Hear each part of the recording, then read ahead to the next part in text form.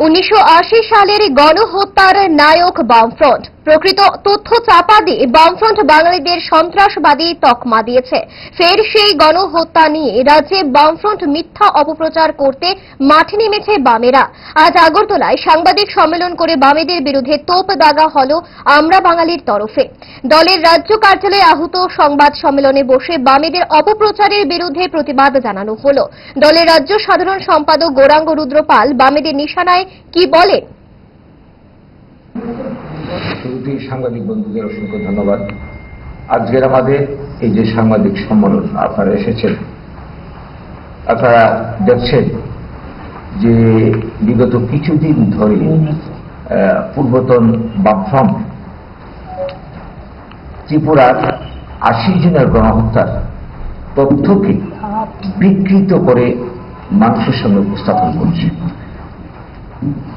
যারা এই গণহত্যার নায়ক, তৎকালীন সময়ে ক্ষমতাসীন সিপিএম পার্টি, মানে যাদের মদতে এই গণহত্যা সম্পন্ন হয়েছিল, উগ্রপন্থার সৃষ্টি হয়েছিল, তাদেরকে আড়াল করে, প্রকৃত সত্যকে আড়াল করে এই সিপিএম আমাদেরকে সন্ত্রাসবাদী বলে দাগিয়ে দিয়েছে আমরা বলি।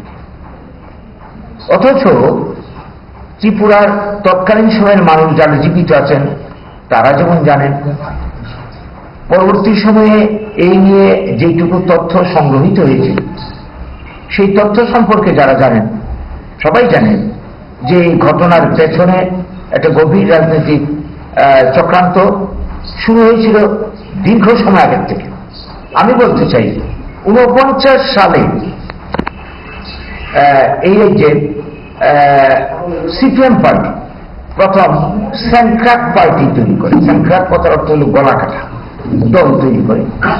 শোনা যায় নেতৃত্বে ছিল গণমুক্তি পরিষদের নেতারা, মুখ্যত দশরথ বাবু এবং তার সঙ্গে আরো কেউ। আপনার চেয়েও আপন জুড়ে থাকে বাঁধন,